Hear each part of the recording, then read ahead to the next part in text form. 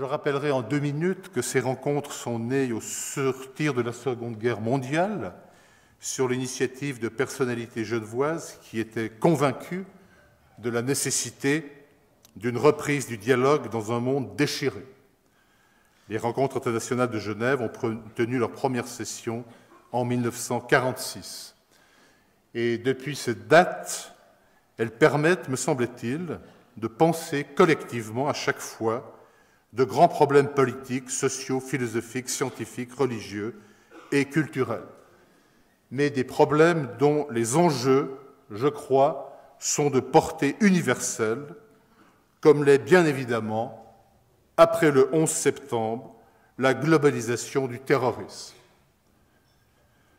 Dans la multiplication des offres culturelles qui émaillent la vie publique de Genève, les rencontres internationales défendent ce que j'appelle un humanisme critique dont notre monde, je crois, a besoin pour donner du sens avec la hauteur de la réflexion et de l'engagement. Et je pense que cet humanisme critique est particulièrement important aussi aux générations montantes, puisqu'elle peut donner, cet humanisme, des points de repère. Tel sera l'objet de mon attention vigilante comme président des rencontres, mandat que j'ai l'honneur d'exercer, après ceux plus prestigieux de Jean Starobinski, de Georges Niva, de Robert Roth, de Philippe Burin aussi, qui ont été les anciens présidents et qui sont maintenant les présidents d'honneur. Et c'est en ce nom que je suis heureux d'accueillir et de remercier très chaleureusement, au nom de ce comité, au nom de vous tous, le ministre Robert Badinter, ancien garde des Sceaux de la République française, ancien président du Conseil constitutionnel et sénateur. Ce soir, cher monsieur, vous nous faites l'amitié d'essayer de penser avec nous, on en parlait tout à l'heure, une problématique particulièrement complexe en raison de sa charge émotionnelle, du rapport de la loi et du terrorisme, soit le rapport politique que l'on pourrait dire entre l'État démocratique aujourd'hui et puis une définition du terrorisme que j'aime bien, la stratégie de l'effroi. La stratégie de l'effroi. Nous pourrons ainsi ce soir converser avec un juriste chevronné, un grand intellectuel, un éminent homme d'État. Et dans l'héritage assumé des Lumières, qui incarnait notamment Cesare Beccaria, vous avez contribué, M. Badinter, à changer l'histoire de votre pays et, de manière plus générale, la condition des justiciables, puisqu'en 1981, dans un contexte sécuritaire hostile, vous avez brisé le rétentionnisme politique, moral et pénal, le rétentionnisme qui écrasait la justice française depuis la Révolution, avec la mort comme peine. Votre manière d'embrasser l'histoire pour l'inscrire dans la perfectibilité institutionnelle et sociale, selon le rêve progressiste de Condorcet, cet intellectuel des Lumières qui vous est cher, ressort aussi de votre combat ancien en faveur d'un parquet européen contre la criminalité organisée qui mine l'État démocratique. Aujourd'hui encore, votre action sur ce monument ou ce labyrinthe qui est le Code du travail dans le contexte de la globalisation économique et du recul programmé de l'État-providence. Pour arriver au sujet de cette conversation de ce soir, après les assassinats de janvier 2015, votre réaction était immédiate. Elle a été celle de la lucidité démocratique. Vous pointiez immédiatement le piège politique que tend la nébuleuse terroriste aux démocraties fragiles, multi-identitaires et ouvertes sur le monde. Ce piège, vous lui donnez un nom, celui de la haine propagée, de la volonté de fabriquer de la violence intercommunautaire, du repli identitaire et de l'autodéfense sécuritaire. Je vous cite en quelques lignes. Vous disiez alors à la justice de décider du sort des terroristes en toute indépendance et dans le respect de l'État de droit. Ce n'est pas par des lois et des juridictions d'exception qu'on défend la liberté contre ses ennemis. Ce serait là un piège que l'histoire a déjà tendu aux démocraties. Celles qui ont cédé n'ont rien gagné en efficacité répressive, mais beaucoup ont perdu en termes de liberté et parfois d'honneur. Je crois que vous posiez immédiatement cette problématique. Dès lors, un peu partout, attisés maintenant par la catastrophe humanitaire des réfugiés proche-orientaux, stigmatisés en raison de leurs origines géographiques et confessionnelles, ce diagnostic pessimiste se confirme avec les nombreuses législations d'affolement et les replis identitaires qui peuvent culminer, on le sait très bien, en xénophobie latente ou en violence intercommunautaire. Ce durcissement entérine maintenant le triomphe de certains partis politiques qui exploitent les peurs collectives en programmant un populisme pénal, hostile à l'humanisme cosmopolite des Lumières et dont la finalité sécuritaire peut miner, dans la longue durée, les droits de l'homme. Pour terminer, on pourrait dire qu'on a peut-être atteint une forme inédite de vulnérabilité démocratique. Celle-ci serait constituée de peurs collectives, creusée du repli identitaire et de haine fratricide, et d'une dérive sécuritaire dont les conséquences autoritaires ne sont pas encore tout à fait pensées. On pense au Patriot Act, au Freedom Act aux USA ou à la loi sur le renseignement en France. Je crois que ce cocktail explosif de peur et de législation d'affolement va éroder, bon an mal an, notre façon de vivre en démocratie. Telle est, je crois, pour conclure, la force des rencontres internationales comme institution de l'humanisme critique, mener ce soir avec vous une conversation fraternelle sur le sujet du terrorisme et de la loi, avec deux pôles, deux entrées, la violence et le sécuritaire. Et cette double potentialité de la violence et du sécuritaire, qui constitue l'objet de vos réflexions inquiètes, constitue, je crois, moins une vague probabilité qu'une certitude politique et sociale dans ce moment d'épreuve et de confrontation brutale et symbolique que constitue cette offensive du mal qu'est le terrorisme, qui place la démocratie dans la ligne de mire de la haine et de l'effroi. Merci encore de votre présence, Monsieur le Ministre, et maintenant la salle est à vous. Bien. D'abord, je tiens à vous remercier pour ces paroles, disons, bienveillantes. Voilà, qui, en tout cas, je suis sûr, ma mère a trouvé, elle seule probablement, trop courte, de m'encourager à développer tout ce qui concernait son fils. Mais ça n'a aucune importance. Aucune. Oui. Je n'y suis pour rien. Hein.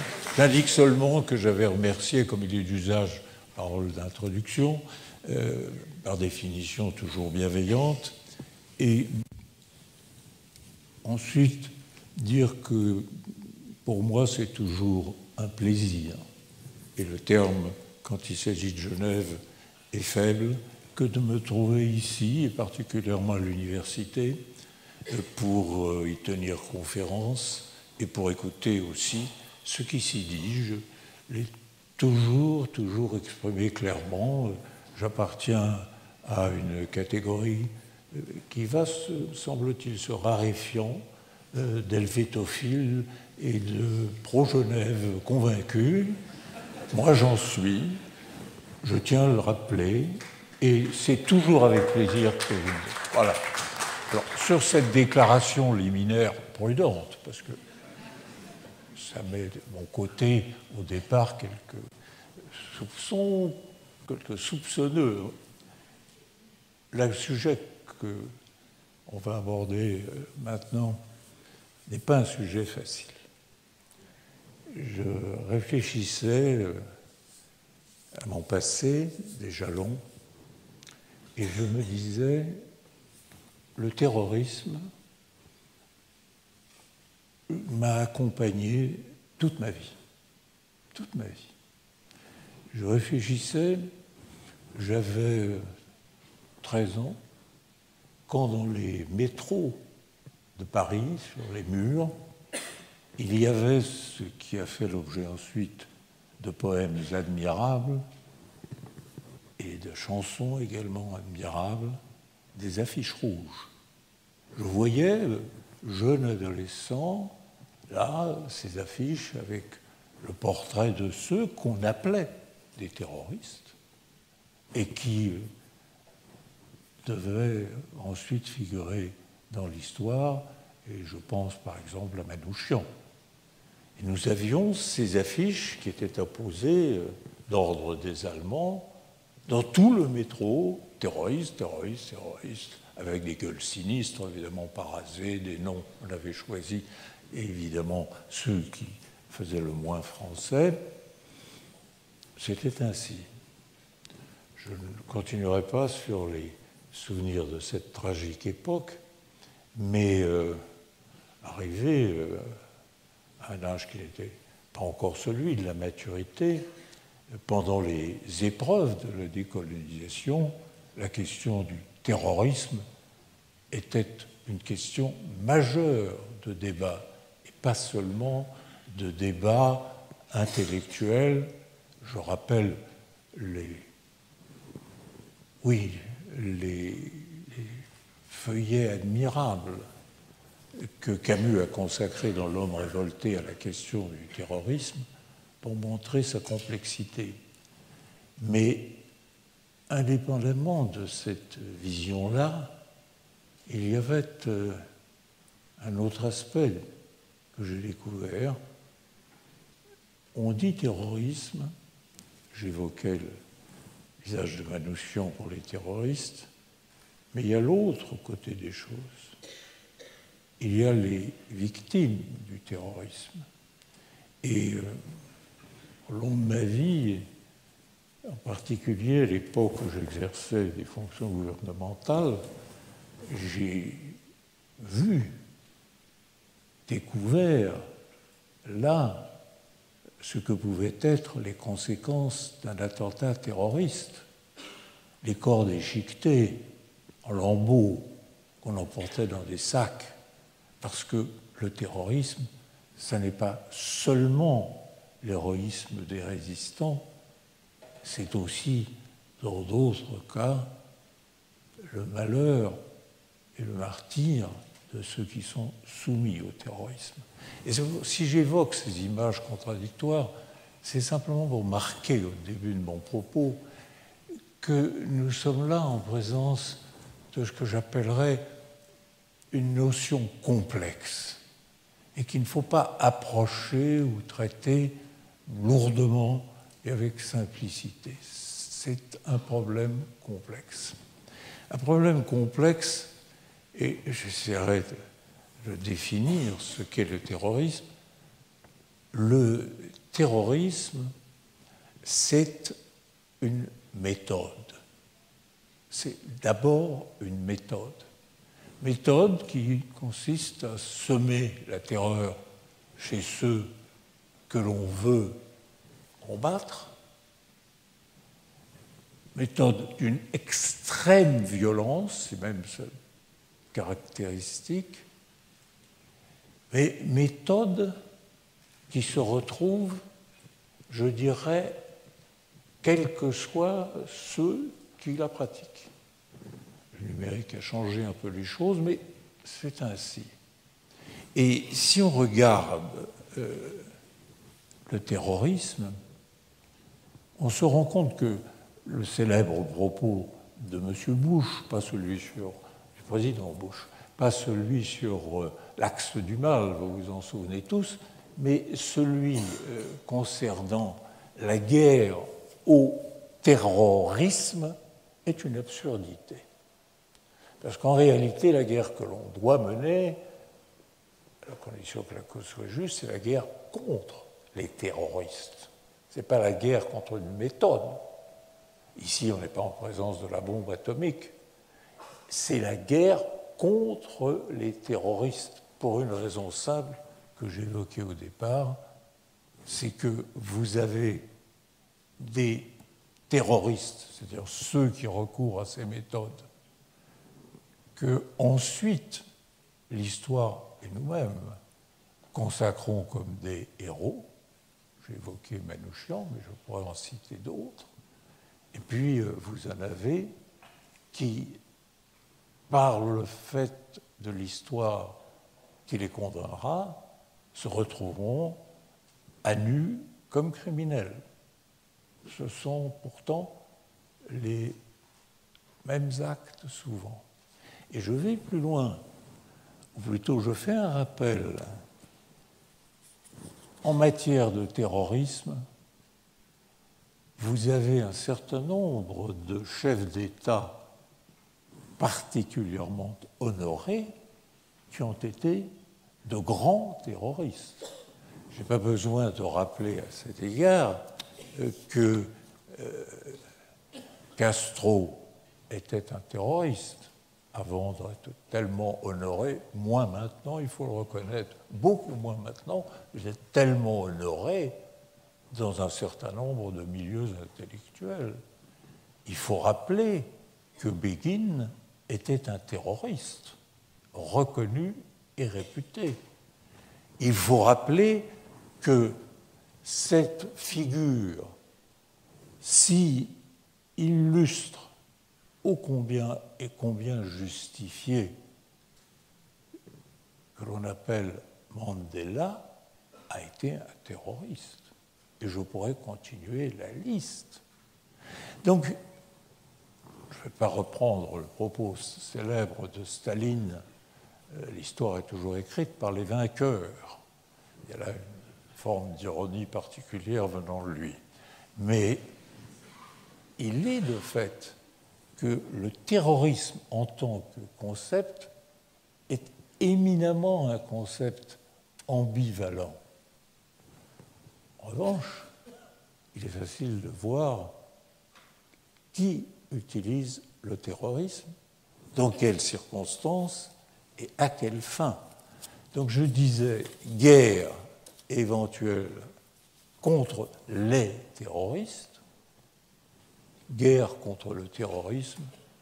Alors la plus efficace étant, comme chacun sait dans l'histoire, l'ironie, je pense pour ma part que l'admirable pièce de Brecht sur Arthur Aubuis, qui est la représentation, on le sait, d'Hitler et de ses gangsters, illustre le mieux ce rapport qui peut exister entre les terroristes porteurs de chemises brunes, de chemises noires, de chemises rouges, qui tous pratiquent les mêmes méthodes, entre les terroristes et ce qui va en advenir, il y a une extraordinaire diversité. Mais ce qui est sûr, c'est que le totalitarisme utilise toujours le terrorisme. Parce que quand on regarde l'histoire du terrorisme, je viens à l'histoire même du terrorisme, le terrorisme qui est l'utilisation de la terreur pour, sans alourdir la phrase, terroriser, faire une peur extrême, rendre impuissant par la crainte causée les adversaires politiques, le théoricien du terrorisme, le premier, c'est Robespierre. Ce sont les discours de Robespierre au moment de l'instauration de la Grande Terreur qui constituent l'analyse la plus précise de l'utilité du terrorisme pour sauver la Révolution. Rien n'égale à cet égard la phrase à la Convention 25 décembre 1793. On retrouve là la concision terrible de Robespierre. Le gouvernement révolutionnaire doit aux bons citoyens toute la protection nationale. Il ne doit aux ennemis du peuple que la mort. Après ça, faites avancer la guillotine. Il ne doit aux ennemis du peuple que la mort. Reste à savoir quels sont les ennemis du peuple et qui va les définir. Pour le reste, c'est-à-dire ce qui les attend, c'est déjà dit. Alors, le terrorisme d'État, le règne de la terreur imposé sur la population, ça n'est, et vous pourriez reprendre à cet égard les révolutions successives, notamment la révolution bolchevique, qui utilise largement la terreur rouge, tout comme les adversaires utiliseront, lorsqu'ils en auront l'occasion, la terreur blanche. C'est toujours terroriser les populations. C'est cela que le terroriste vise et que le gouvernement terroriste met en place. Alors, le XIXe siècle, je serai rapide, survol, bien. Je suggère ça d'ailleurs, je le dis au passage, c'est l'Université de Genève ouvrait un séminaire de recherche sur l'histoire du terrorisme. Faites-moi signe, je m'inscris parmi les auditeurs. Alors, en ce qui concerne la suite, vous avez des évolutions, mais toujours ce principe, terroriser les populations. Vous avez une évolution très intéressante, le XIXe siècle, où le terrorisme est très présent. Mais le terrorisme du XIXe, il est présent sous la forme essentiellement, au départ, du régicide. Il faut tuer le roi, l'empereur, le souverain, la femme du souverain. On est à Genève, je n'ai pas besoin de rappeler quelle délicieuse impératrice a été tuée à Genève par un terroriste, c'est quand même le dire. Mais vous avez, à cet égard, toute une série constante, mais constante, tout au long du XIXe siècle, de groupes qui sont des régicides, ou qui au moins veulent tuer, sinon le chef de l'État, mais quelques hautes personnalités du régime, on pense au grand-duc et évidemment au Juste de Camus, cela, c'est une personne qu'il cible. C'est intéressant parce que ici, les choses ont changé. Elles ont changé avec le temps et pour le pire. Je reviens à Camus un instant parce qu'il s'est tellement interrogé, si bien sur le terrorisme. Rappelez-vous dans Les Justes, l'anarchiste qui appartient à un petit groupe qui s'appelle Juste ne lance pas la bombe au dernier moment parce que le grand-duc, qui est sa cible, est avec sa femme. Ce sont des scrupules qui aujourd'hui nous paraîtraient étranges quand on voit où on en est arrivé en matière de terrorisme. Mais c'est toute la question philosophique posée par Camus, admirablement, dans cette pièce, Les Justes, et d'ailleurs dans L'Homme révolté aussi. Est-ce que, au nom de ma cause, moi qui pratique une terreur mortelle, une violence mortelle à l'encontre du grand-duc ou du souverain, est-ce que j'ai le droit moral de lancer ma bombe si le grand-duc ou le souverain est avec sa femme, avec ses enfants, la question est longuement évoquée, ou tout simplement parce qu'il y a là des risques d'aller au-delà de celui que je veux abattre. Alors, bon, je ne vais pas reprendre les Justes, etc., c'est intéressant. À l'époque, en tout cas, ce qui est intéressant, c'est que la question de conscience se posait.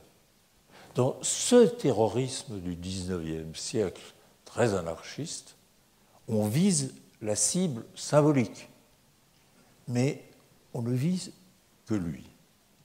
Et on considère que moralement, ce qui est justifiable pour le terroriste, c'est-à-dire la liquidation de l'adversaire incarné par le souverain, eh bien, cette justification morale du terrorisme disparaît dès l'instant où l'on va pratiquer un terrorisme non ciblé.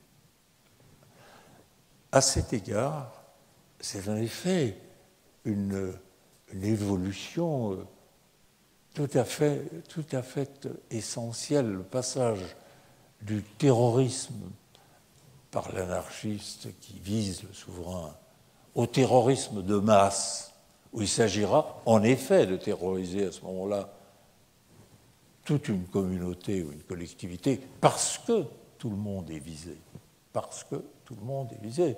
Tant qu'on ne vise que Napoléon III, les nombreux bonapartistes, et je pense à Hugo, peuvent se consoler éventuellement, bien qu'ils n'aiment pas la violence. Mais quand il s'agit de bombes qu'on jette et qui, de façon indéterminée, vont causer des victimes aussi nombreuses que possible, vous êtes passé du XIXe au XXe siècle à un niveau de violence terroriste tout à fait différent. Et c'est pourquoi je suggérais ce séminaire ici, dans cette université. Pourquoi? Comment? À quel moment? Qu'est-ce qui fait que ce qui paraissait pour le terroriste de la pièce de Camus, l'anarchiste, insupportable, je vais tuer des enfants, c'est plus du tout un frein. Le célèbre adjectif si malheureux employé par le Premier ministre Barre, les victimes innocentes, aujourd'hui, il y a longtemps que cette question-là est réglée pour les terroristes et pour le pire. Hein, pour le pire. Donc, vous avez ce changement entre ceux qui tuent Alexandre II, ceux qui vont tuer les assassins de la main noire, la célèbre main noire, l'organisation terroriste qui est serbe, qui vont tuer, et ça, c'est les conséquences que ça a eu, l'archiduc François, le héritier de la couronne d'Autriche, qui déclenchera la guerre de 14.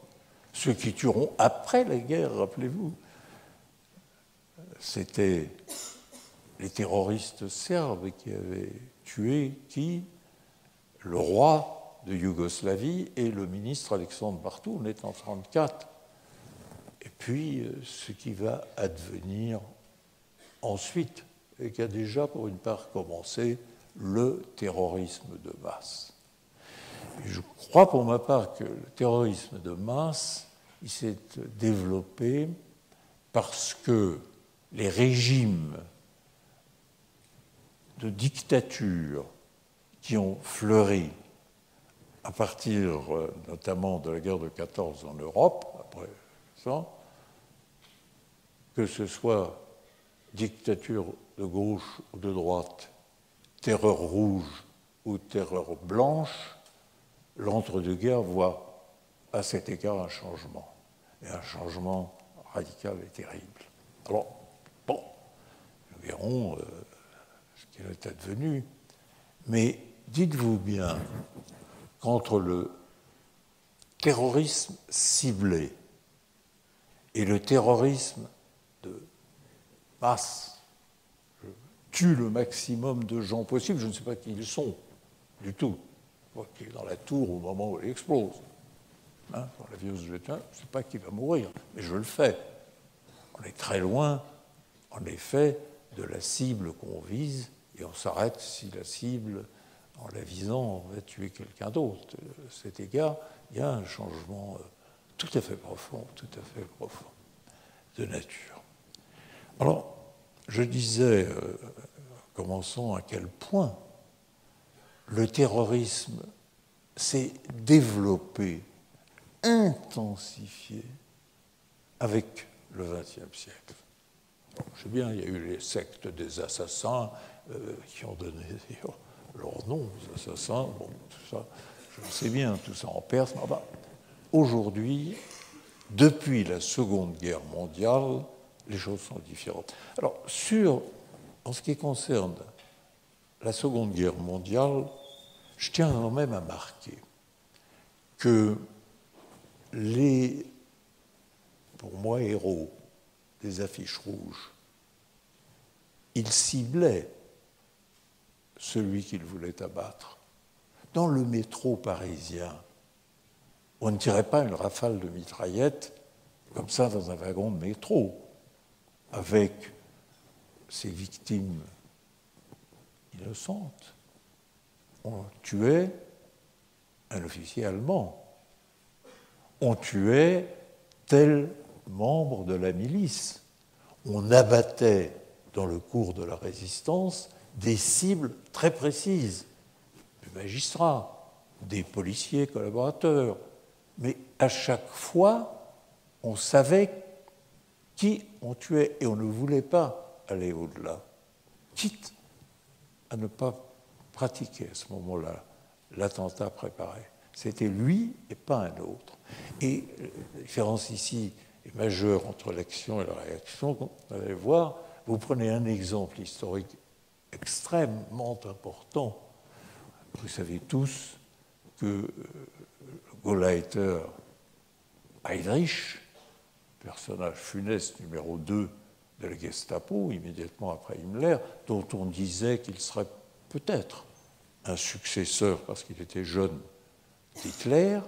Heydrich a été tué dans un attentat sur la route à côté de Prague.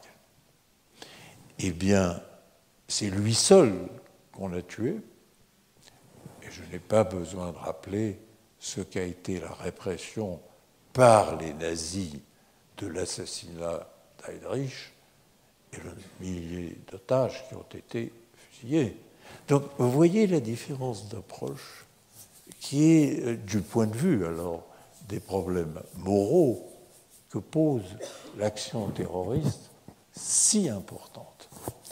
Je laisse la guerre de côté, je poursuis cet examen historique en partant de 1945.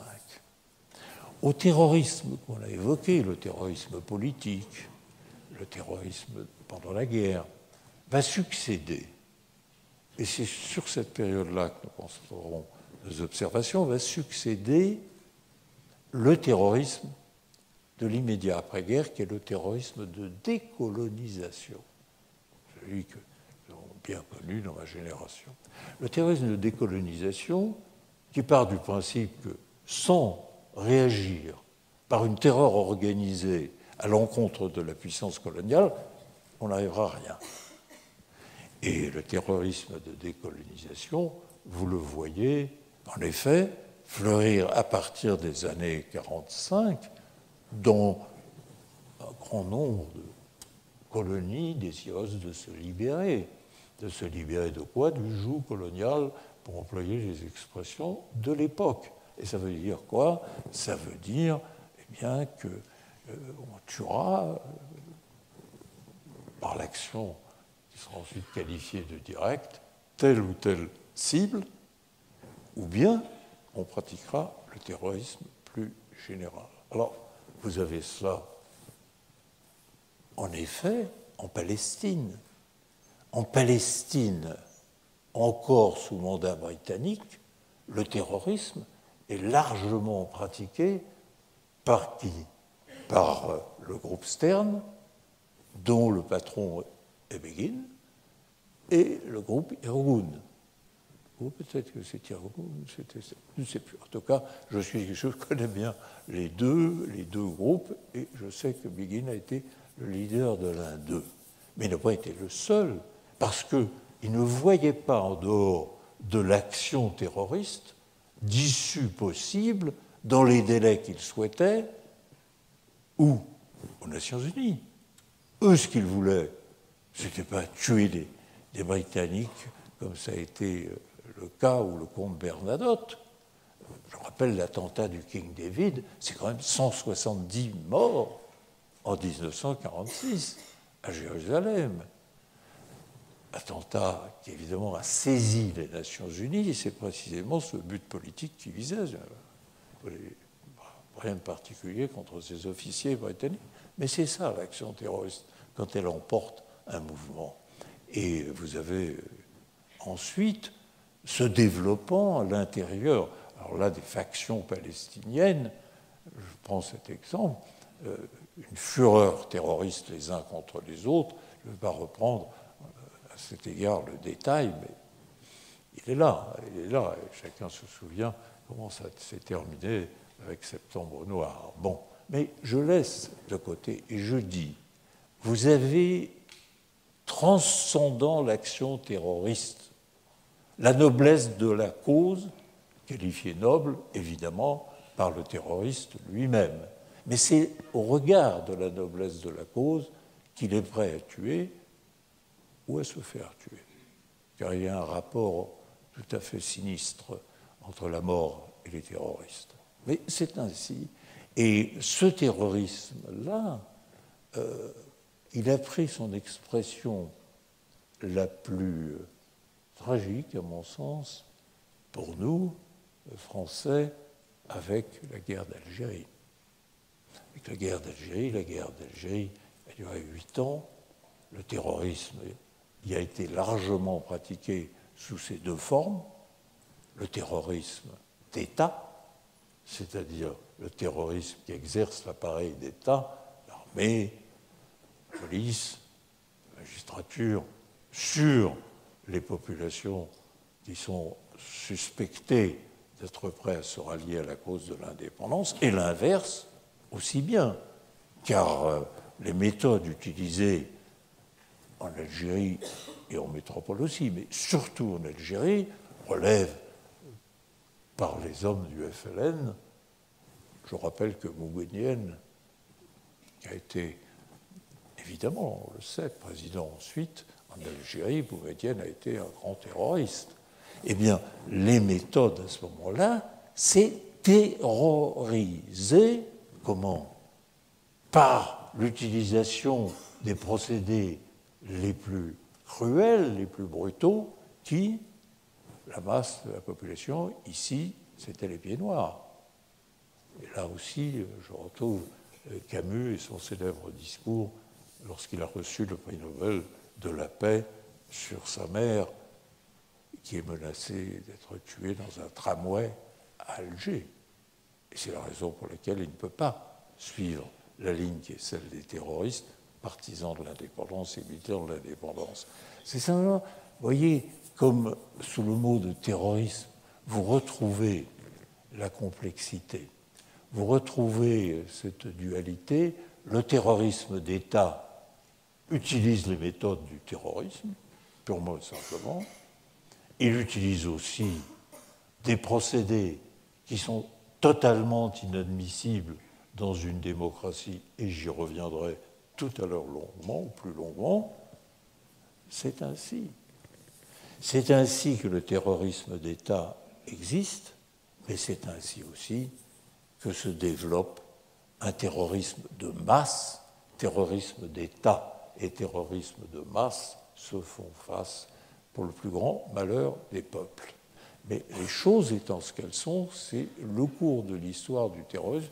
Et c'est pourquoi je commençais en disant, ne croyez pas que c'est une notion simple, ni qu'on s'en sort avec des slogans quand on veut analyser les conséquences du terrorisme et ce qui est en jeu au-delà, et ça devrait suffire quand même, des vies humaines et des victimes qui sont causées. Alors, après les terrorismes de l'indépendance, vous avez eu une autre forme de terrorisme. Le terrorisme le plus étrange qui soit, c'est celui des terroristes des années 70-80, les soldats perdus de la cause révolutionnaire, qui vous donnent, dans la plus extravagante construction idéologique que je connaisse, parce qu'on comprend l'action violente menée par, en effet, l'Irgun ou le FLN, bon, c'est la cause de l'indépendance, ça transcende tout, ce n'est pas mon avis, mais c'est une autre question, ça transcende tout, mais là, c'est l'aliénation. L'aliénation, parce que quand on regarde le terroriste post-68 art, le terroriste de la bande à Bader, qu'est-ce qui autorise les femmes et les hommes de la bande à Bader à décider qu'ils sont investis d'une mission, certainement pas par Dieu parce qu'ils sont athées, ils sont investis d'une mission transcendantale par un peuple qui ne leur a rien demandé. Nous sommes dans une démocratie, mais au nom des intérêts majeurs de ce peuple qui ne se connaît pas lui-même assez bien, on va tuer X, Y, enlever et tuer, parce que symbole même du capitalisme odieux, les patrons allemands, Schleyer.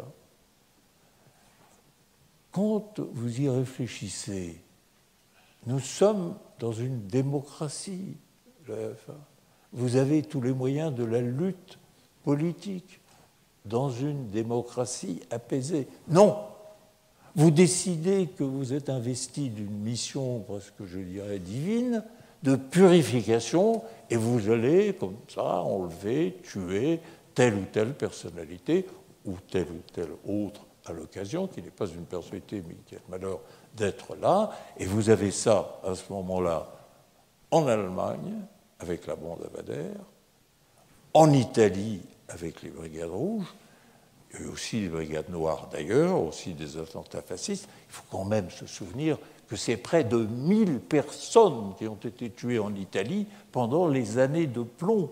Et quand je voyais parader, ça me mettait hors de moi, les grands intellectuels italiens à Saint-Germain-des-Prés. Il faut dire que pour les dames, un charme particulier, ils étaient tous très beaux. Je ne sais pas pourquoi. Non, c'est comme ça.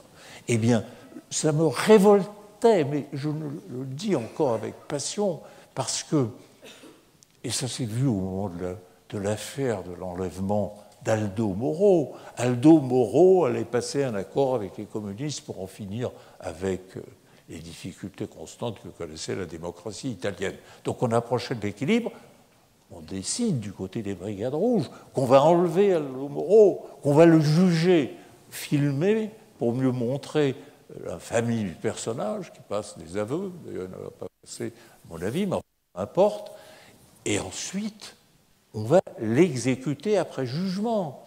L'exécuter, mettre son corps dans une voiture à mi-chemin entre le siège de la démocratie chrétienne et le siège du Parti communiste. Très exactement à mi-chemin.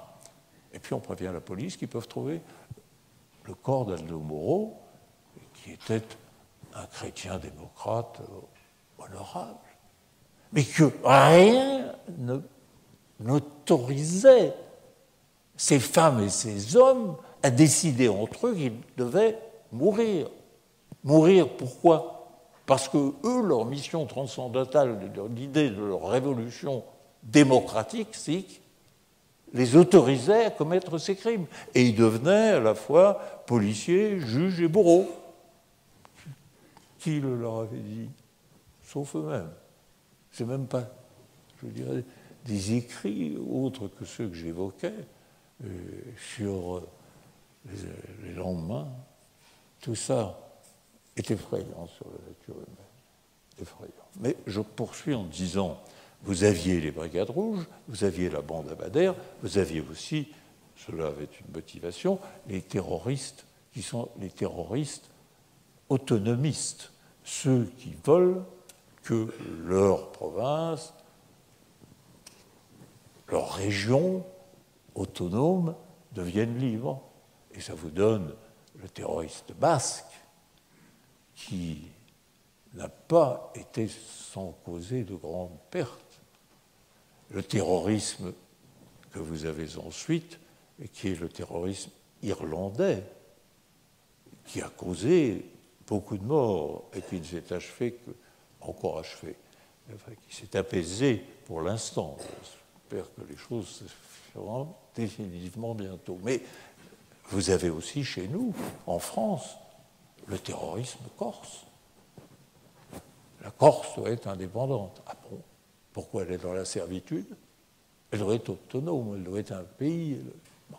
Alors, au nom de ça, on sait quels actes on pratique, et ce n'est pas seulement des explosions de villas. Ça va plus loin. Vous avez le terrorisme qui s'implante à cette époque, dans les années 70-80, dans les Caraïbes. Je pourrais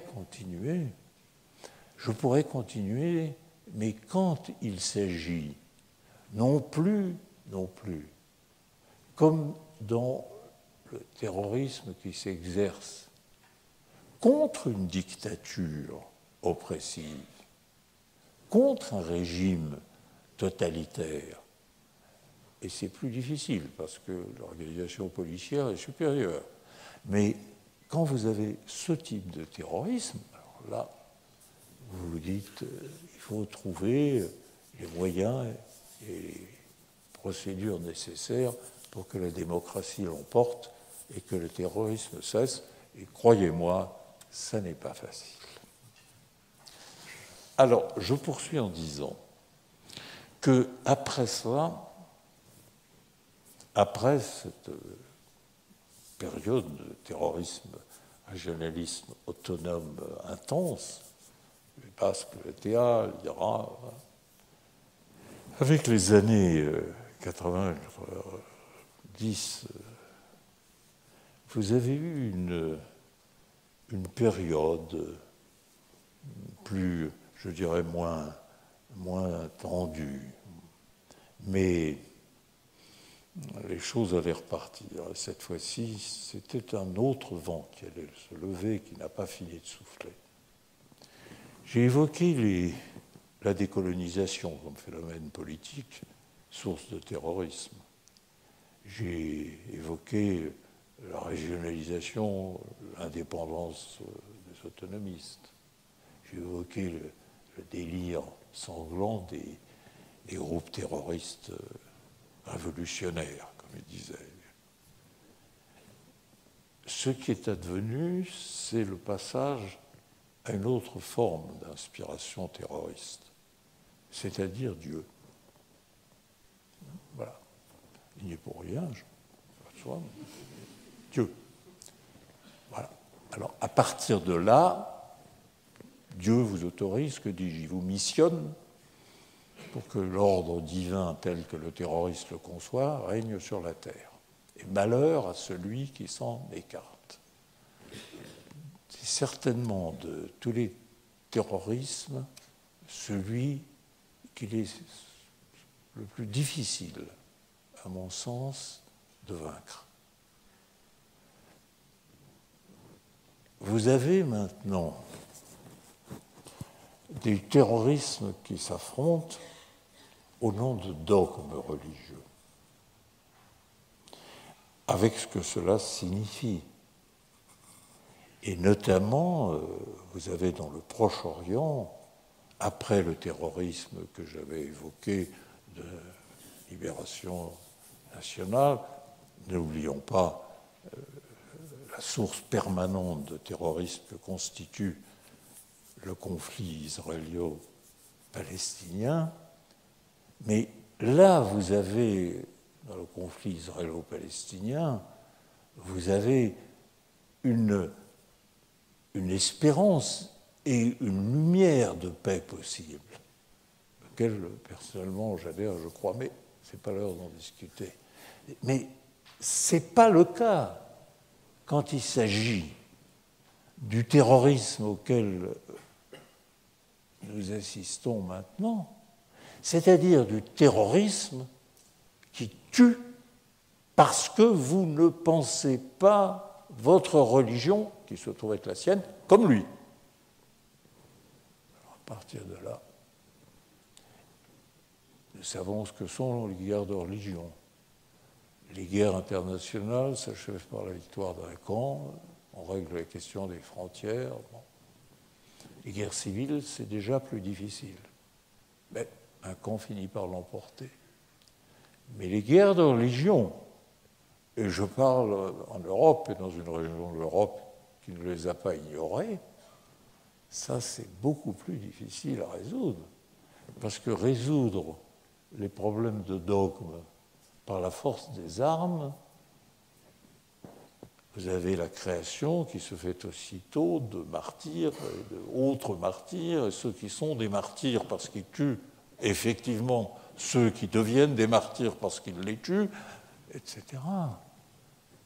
Là, vous entrez dans le domaine de l'irrationnel meurtrier le pire. C'est ce qui fait que nous sommes à une heure, je crois, très difficile du terrorisme et de la lutte contre le terrorisme. Et question de dogme, pour les résoudre, vous savez, reprenez l'histoire des guerres de religion que j'évoquais tout à l'heure, nous sommes dans une ville où l'opposition, j'utilise un terme exquis, religieuse, n'a pas été sans laisser des traces et des comportements. Hein. Mais là, c'était la Suisse, heureusement. Je rappelle quand même que le tiers de la population allemande a disparu pendant les guerres de religion. Bon. Donc, quand vous regardez ce qui advient au Proche-Orient, entre sunnites et chiites, alaouites, on pourrait continuer, les vieilles passions et les vieilles haines régionales ou tribales, et que se cachant derrière cela des intérêts impérialistes majeurs et des intérêts économiques, il n'y a pas lieu d'être d'un optimisme serein ou béat, comme on voudra. J'avoue à cet instant que je pense que le terrorisme auquel on assiste, et qui est un des plus dangereux qui se soit manifesté, je ne vois pas qu'il soit sur la courbe qui le mène à la fin. Je ne crois pas. Donc nous sommes entrés dans une ère historique qui sera, à mon avis, beaucoup plus longue que les brèves années qui me restent à vivre, mais je n'espère pas de mon vivant voir le terrorisme s'apaiser. Je n'espère pas. Voilà ce qu'il faut se dire, et à ce moment-là, sur cette vision peu optimiste, quelle doit être l'attitude des démocraties? La loi. Alors, sur ce point, je suis d'une extrême simplicité, d'une extrême clarté. Les démocraties ne doivent jamais, jamais, si elles veulent continuer à être des démocraties, renoncer à leurs principes et basculer dans les pratiques qui sont l'inverse des principes sur lesquels elles reposent. Et ceci n'est pas qu'une proclamation de principe, c'est aussi une réalité historique. Soyons clairs. Et là, je tiens à le marquer. L'état de droit est un des fondements, et même le fondement à mes yeux premier, des démocraties. Mais l'état de droit qu'il nous faut maintenir à tout prix sous peine de tomber dans ce totalitarisme que j'évoquais tout à l'heure, l'état de droit n'a jamais voulu dire l'état de faiblesse. L'état de droit n'est pas l'état de faiblesse. Face à ceux qui usent du terrorisme contre ces victimes anonymes multiples que j'évoquais tout à l'heure et dont, je dirais, l'exemple plus saisissant, parce que nous l'avons tous vu sur nos écrans, qui est l'attentat du 11 septembre, même 3000 morts, que Ben Laden a dû voir ses tours tomber avec un ravissement surpris, à mon avis, parce que ça allait au-delà, je pense, de ses espérances. Mais peu importe les ravissements de Ben Laden, feu Ben Laden, je dis simplement que dans une telle situation, il faut évidemment rappeler ce que nous sommes. Et la faiblesse n'est pas, là, soyons churchilliens, ce que doit être la démocratie. Et je rappelle qu'on avait maintenu en Angleterre pendant la guerre le Parlement et tous les pouvoirs de censure contre le gouvernement et pour l'essentiel les libertés individuelles pénales. Alors, ça veut dire quoi?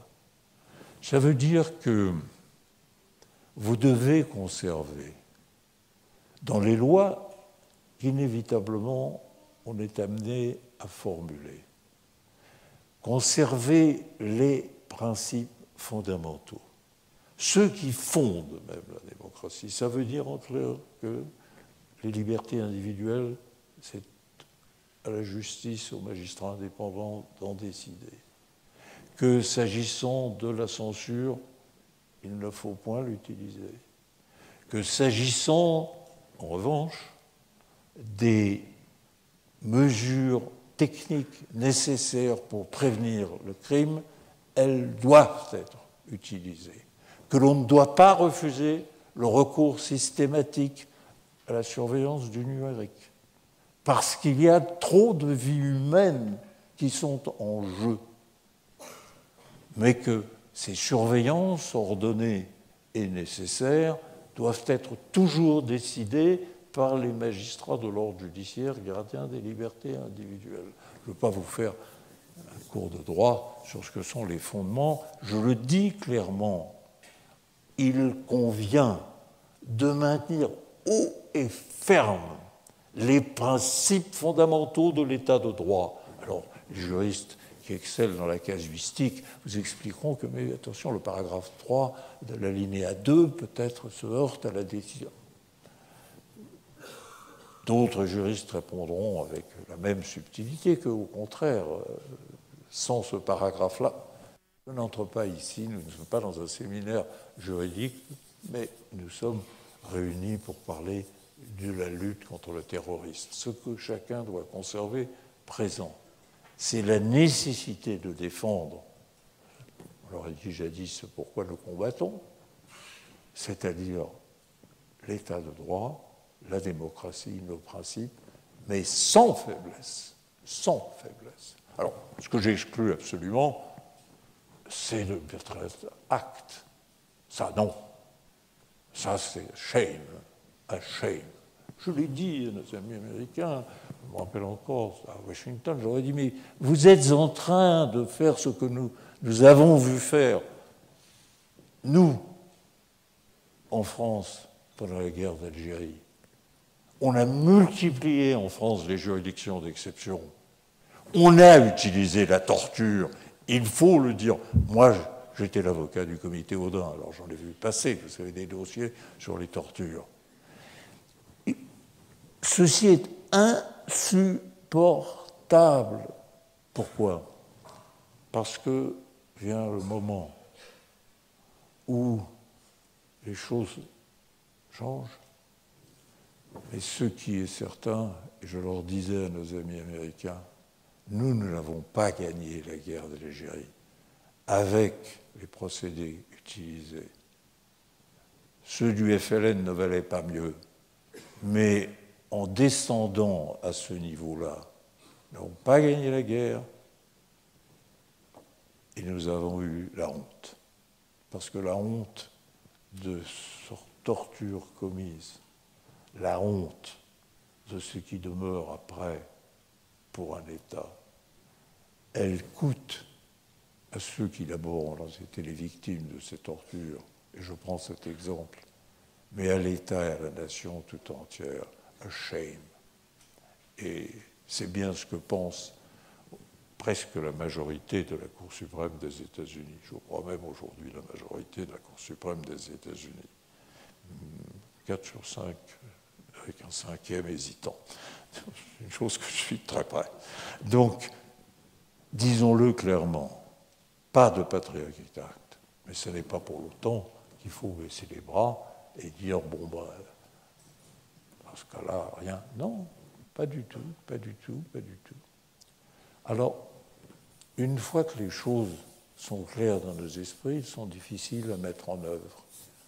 Mais la tentation face à ce qu'on appelle l'hyperterrorisme, ou face à ces fanatismes qui aujourd'hui est prévalent, la tentation de recourir à l'exception, je disais, de balayer l'état de droit, elle engendre à ce moment-là comme conséquence que vous vous promenez dans le monde et vous entendez partout l'accusation monter « double standard » pour utiliser l'accent convenable, double standard. Il y a un état de droit pour les Occidentaux et pour les autres, il y a la gêne, la torture, ce que l'on sait à Guantanamo. Ça, c'est pas possible. C'est pas possible moralement, c'est pas possible parce que c'est une forme de dépôt sacré dont nous sommes les héritiers, et ça n'est pas possible non plus sur le plan, tout simplement, de notre avenir. Nous devons conserver ces principes de l'état de droit. Ça ne veut pas dire pour autant que nous allons tomber dans un état de faiblesse. Ça n'est pas la même chose, et il faut être sur ce point churchillien. Bon, alors les choses étant claires sur les principes sont difficiles à mettre en œuvre dans la pratique, mais c'était cet homme-là qu'il nous faut voir l'avenir reste. Et vous comprendrez que je conclue là-dessus. La question, puisqu'on évoque les armes nécessaires, juridiquement nécessaires, et seulement celle-là, la question qui revient, à ma surprise, de la peine de mort. J'entends ça et là quelques attardés dire « Ah, mais il serait temps de recourir à la peine de mort. » Je rêve quand j'entends ça. Je ne veux pas dire je cauchemarde, je dis mais comment? Mais enfin, comment? Et je me souviens d'avoir entendu Moïse Dayan là-dessus, qui n'était pas un homme particulièrement baignant dans la tendresse humaine. Mais il en parlait fort bien. Grand soldat, grand guerrier, grand homme d'État, il en parlait fort bien. Il disait non, jamais l'État d'Israël ne doit utiliser la peine de mort contre les terroristes. Pour deux raisons. La première raison, c'est que la mort ne dissuade jamais le terroriste. Il a avec la mort un rapport sinistre mais profond.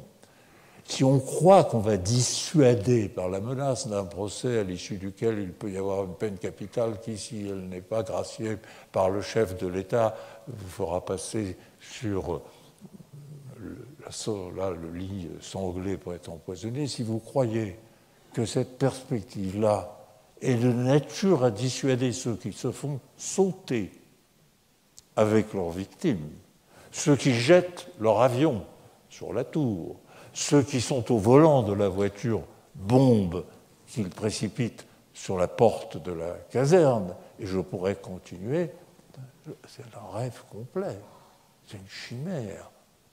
Par définition, le terroriste aime la mort, et je dirais qu'il aime la mort qu'il donne comme la sienne, comme au fond la fascination que la mort a en lui enraciné. Mais ce n'est pas ce type d'homme, et de femme d'ailleurs, qui va fléchir en se disant « Oh là là, dans 4 ans, peut-être que je suis un mauvais avocat, si j'en ai un bon, voilà. » Non, pas du tout.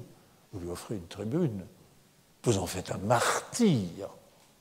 Et je n'ai pas besoin d'ajouter que pour le chef de l'État, il se trouvera au bout de la filière avec gracier ou ne pas gracier, et l'avertissement que s'il ne gracie pas, le lendemain, il y aura 10, 20 attentats dans les métros, etc., et que d'un autre côté, on ne peut pas fléchir face aux terroristes sanglants. Bon. Deuxième chose, le seul résultat auquel vous arrivez, et c'est le pire, c'est que vous fabriquez des terroristes par le recours à la peine de mort. Et c'est ce que Dayan expliquait très bien. Parce que celui qui est envoyé à la guillotine jadis, à la pendaison, à la corde et maintenant au poison, au gaz, celui-là qui se sera fait entendre, qui aura soutenu sa cause idéologique en public, au moment du jugement, celui-là, qu'est-ce qu'un héros? Un héros, c'est un homme ou une femme qui va jusqu'au bout de ses convictions et qui n'hésite pas à mourir pour elles. Qu'est-ce qu'un terroriste qu'on tue aux yeux de ceux qui partagent son idéologie? Il passe, je veux dire, au degré supérieur du martyr, et il devient un martyr héroïque. Le lendemain du jour de l'exécution, vous aurez non seulement des attentats, mais ce qui est pire, et c'est ce qu'évoquait d'ailleurs, c'est que vous aurez, parmi les jeunes gens et les jeunes filles qui partagent ces idées, ces convictions, immédiatement des commandos de vengeurs qui porteront le nom de celui qu'on aura exécuté et qui n'auront qu'une obsession, c'est causer le maximum de victimes pour venger celui qui est à leurs yeux le martyr fondateur de leur groupe. Voilà les conséquences réelles. Mais pour cela, il faut avoir ce que les citoyens d'une grande nation démocratique doivent toujours conserver la conviction et la lucidité. La conviction dans les valeurs de la démocratie et la lucidité, ce que l'on doit faire. J'ajouterais, mais cela va de soi, le courage sans lequel il n'y a pas de démocratie qui perdure. Merci. Merci beaucoup pour cette très belle prise de position qui, en tout cas, a une force, je dirais, très, très convaincante. Quand on réfléchit à cette problématique entre la démocratie et la stratégie de l'effroi qu'est le terrorisme, c'est vraiment la distinction que vous faites entre la défense démocratique et l'autodéfense aveugle qui reproduit une forme de la culture de la violence que le terrorisme veut instrumentaliser et mettre en forme. Donc, merci beaucoup. Donc, on a maintenant une bonne demi-heure pour quelques questions donc à Robert Badinter qui parle avec je dirais, cette double position politique et puis par rapport à la peine de mort aussi. C'était très intéressant finalement ce parallèle.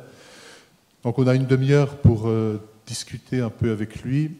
J'aimerais que les questions soient des questions, c'est-à-dire peut-être pas des thèses à développement de 10 minutes, mais des questions précises, factuelles, sur l'objet rapport entre démocratie et terrorisme, avec au milieu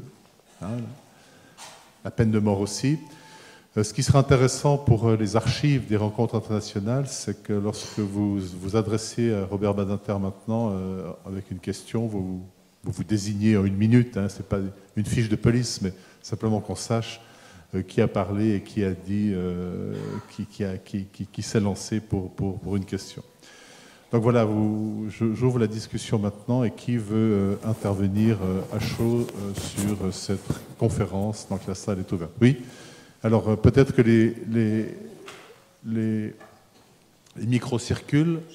Monsieur en vert, oui. Je vous la dirai.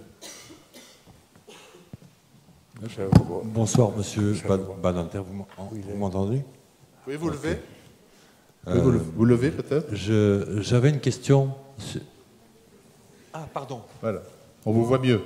J'avais une question au sujet du 11 septembre, parce que c'est quand même quelque chose qui a bouleversé en quelque sorte le monde. J'ai beaucoup lu pas mal de bouquins, j'ai été passionné par cette histoire, à tel point que j'en ai eu ras-le-bol à un moment donné. Mais qu'est-ce que vous pensez de la thèse de l'inside job? De quoi? Alors la question qu'il vous pose, c'est le 11 septembre avec la thèse de l'inside job, c'est-à-dire une provocation. Inside job, ça veut dire un travail, un truc qui est venu de l'intérieur. Et non pas de l'extérieur. Pour qu'on comprenne bien la question, c'est les 3 jours du Condor, c'est ça? Comment les 3 jours du Condor? Je ne connais pas les 3 jours du Condor. Qu'est-ce que c'est l'inside job? Inside job, c'est un truc qui vient de l'intérieur. Ça veut dire que le 11 septembre a été programmé par un certain groupe américain ou... On a compris. On a compris, ça veut dire... Voilà. Bon. Donc c'est les services secrets américains. Oui. Écoutez, je vais être très simple. Ceux qui peuvent croire un instant que l'attentat du 11 septembre n'a pas été le fruit de Ben Laden et de ses disciples, ceux-là rêvent ou vivent dans un monde dont je ne conçois pas même qu'on puisse y entrer. Je ne sais pas si vous vous souvenez, je sais, encore une fois, je déteste parler de ça, mais je suis une très vieille moustache. Il existe une obsession du complot, notamment à l'extrême gauche, que j'ai connue depuis des décennies dans ma vie. Ah, mais les services secrets, ils ont fait ci. Rien du tout. Ben Laden a dit croisade contre les croisés et les juifs. Et ça a été sûrement un ravissement pour lui. Ceux qui sont jetés là, c'était leur destin qu'ils avaient choisi. Mais les victimes, l'infamie qui consiste à dire que les victimes, d'une certaine manière, ou leurs proches, auraient été les complices de ce crime. Voyons, réfléchissez. Mais c'est une abomination, et ça trouve un écho chez un homme comme vous, et vous vous interrogez sur le mystérieux. Mais dans quel monde? C'est le monde de la bande à Bader dans lequel on vit. Voyons, je suis élémentaire dans ce domaine, et je vous rappelle que les terroristes en question se sont jetés, eux, avec les avions détournés par eux, sur ces deux gratte-ciel qu'on avait déjà précédemment attaqués. Il suffit. Pleurons les victimes et disons, rien de plus tragique n'a été connu à New York, à mon sens, et ça explique pour une bonne part ce qui a servi Ben Laden et les siens, c'est-à-dire la réaction de Bush, du président Bush, le Patriotic Act, qui a lui aussi déshonoré à cet égard les grandes démocraties américaines, sans pour autant être efficace dans la lutte contre le terrorisme. Allez. Merci. C'est malheureux. Oui, alors le micro, madame, levez-vous peut-être qu'on vous voit, voilà, pour qu'on vous amène le micro. Merci. Oui, Monsieur le Président, je voulais vous poser une question par rapport à la tendance actuelle du... Mon nom est Janine Usanspira. Et la tendance actuelle des différents partis qui s'extrémisent dans tous les pays, que ce soit en Suisse, à Genève, avec le mouvement citoyen genevois, ensuite dans la Suisse, avec l'Union démocratique chrétienne, qui est maintenant le premier du centre, pardon, qui est le premier parti en Suisse. En France, je n'ai pas besoin de vous citer les différentes tendances, d'extrême droite comme d'extrême gauche. Enfin, voilà. Qu'est-ce que vous pensez qu'un État qui doit respecter l'état de droit doit faire dans un cas comme ça, où on se retrouve avec des gens qui veulent détruire les éléments de cet état de droit? Alors, la question, c'est le rapport entre peur, insécurité et extrême droite. Oui. Vous avez le micro, là, sur la cravate. Ah oui, c'est vrai, j'ai le micro sous la cravate, ce qui fait que je l'oublie toujours. Alors, je le cherche en me disant, mais où est-ce qu'il est passé? Bon. Alors, je vois tout l'intérêt de votre question, mais vous comprendrez que je ne réponde pas. Il s'agit de sujets qui concernent la politique intérieure d'une démocratie amie et très amie à mes yeux. Je saurais à cet égard intervenir dans ces questions. Je ne le ferai donc pas. Je rappelle d'ailleurs que le thème suffisamment cruel et riche, c'est le terrorisme. Et donc, je note la question. Un jour, haute cathédra, je vous donnerai peut-être la réponse, mais sûrement pas publique.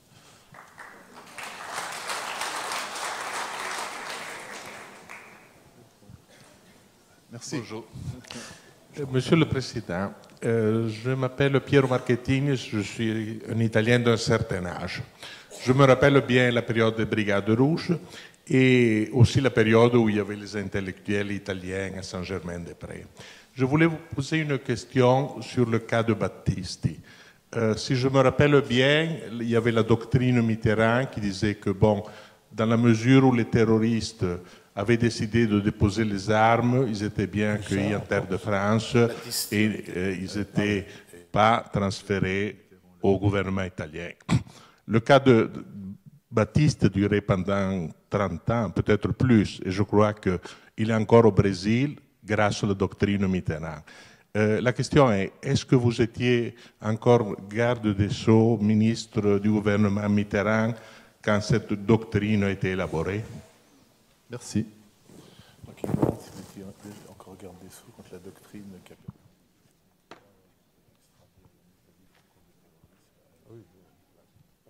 C'est ça la question. Le micro est là. Oui. Oui, je vous réponds volontiers, bien que ça nous ramène à des temps très anciens. Moi, j'étais très préoccupé par, je dirais, l'absence de clarté et de rigueur dans la mise en œuvre d'une politique s'agissant des ceux que leurs adversaires appelaient des terroristes et que leurs alliés appelaient des résistants, c'est-à-dire les Italiens réfugiés en France pendant cette période. J'ai rédigé, et je serais tout prêt à recommencer, les guidelines, comme diraient les Américains, les lignes directrices de ce que devait être l'action du gouvernement dans ce domaine où je trouvais, à partir des années 82, que régnait une imprécision qui n'était pas possible de persister ainsi. Donc j'ai rédigé ces guidelines, ces lignes directrices.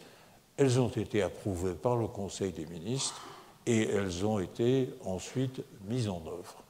Donc sur ce sujet, comme Madame Édith Piaf, je dirais, je ne regrette rien, ce serait à refaire, je persiste et je signe. Je dois vous dire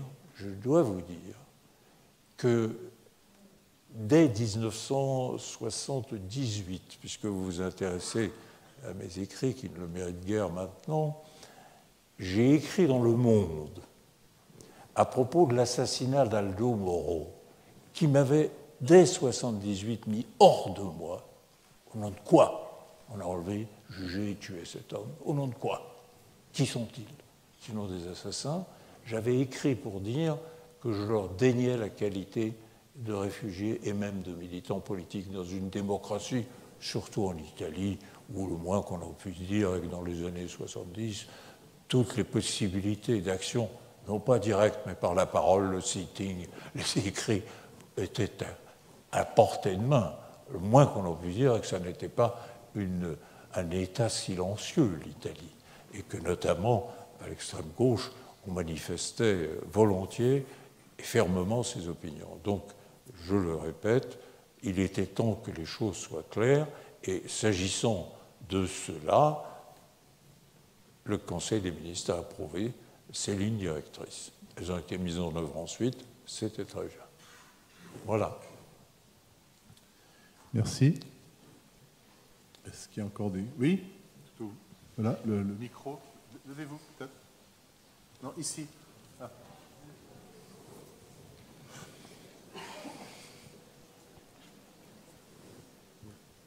Merci. Ça va. Oui, Frédéric Bernard, chargé de cours à l'université. J'aurais été intéressé à connaître votre position sur les drones, donc l'utilisation par l'armée américaine d'avions sans pilote pour assassiner, liquider des terroristes présumés. Est-ce que c'est du terrorisme d'État selon vous? Est-ce qu'on reste dans la lutte légitime? Merci. L'utilisation des drones.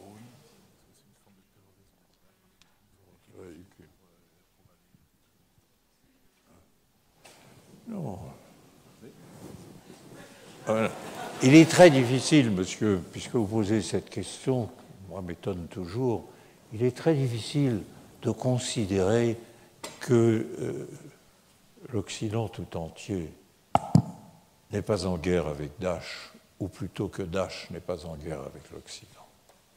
Alors il y a des guerres qui ne disent pas leur nom, mais elles existent.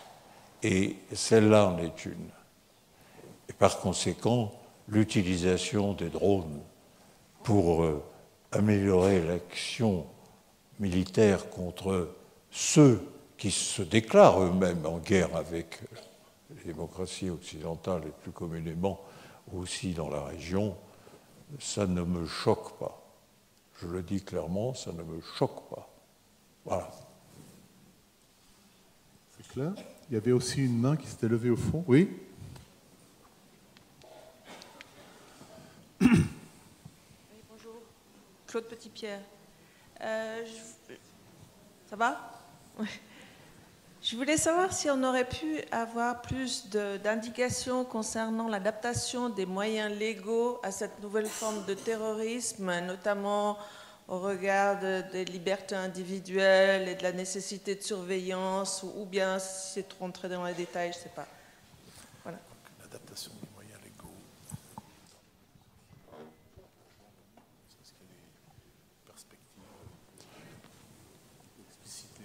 Oui.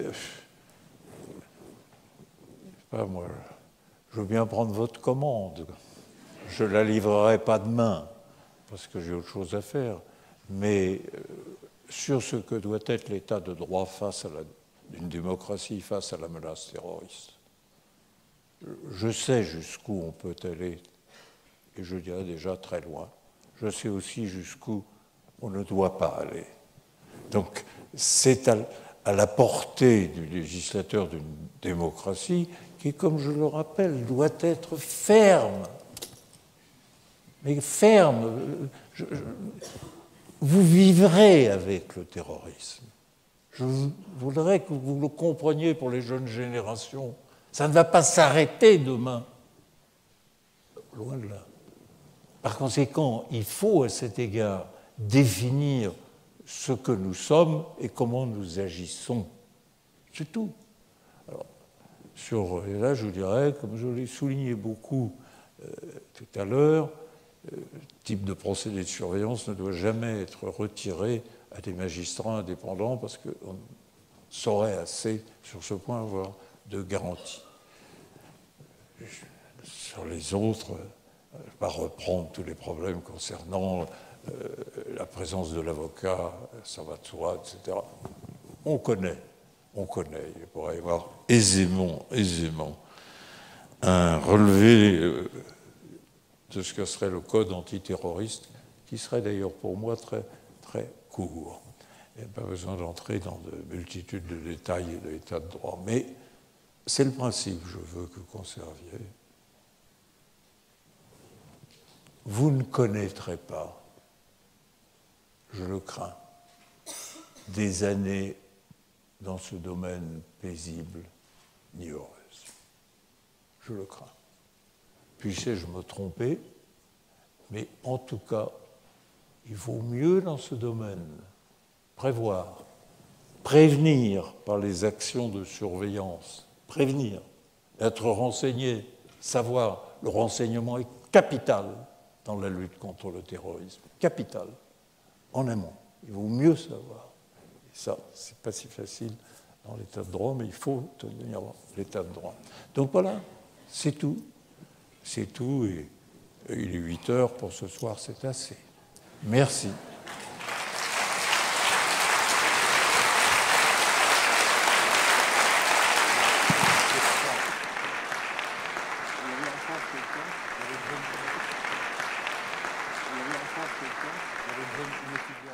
Alors, qu'elle vienne me le dire. Ah, bon, j'allais vous prendre à part. Vous aviez droit à une leçon particulière. Oui, bonsoir, Monsieur Badinter. Mon nom est Alexandra Petrovska, je suis avocate. J'ai juste une petite question. On constate, je trouve actuellement dans les médias, comme par exemple en France, que la religion musulmane, enfin les musulmans en général sont vachement stigmatisés. Et j'aimerais savoir ce que vous pensez du fait que... pourquoi est-ce que le gouvernement n'arrive pas à dissuader en fait les jeunes gens à partir faire le djihad, par exemple?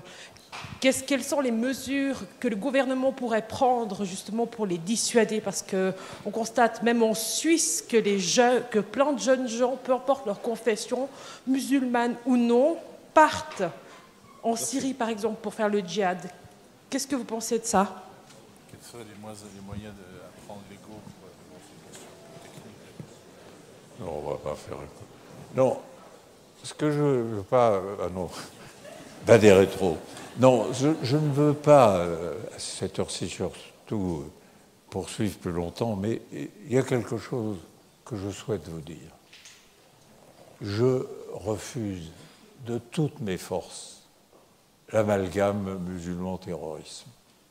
Et je rappelle à chaque occasion qu'aujourd'hui, et ceci est suivi de très près par 2 centres d'études à Londres, aujourd'hui, plus de 80% des victimes du terrorisme dans le monde sont les musulmans. Plus de 80% des terroristes, des victimes des terroristes, sont les musulmans.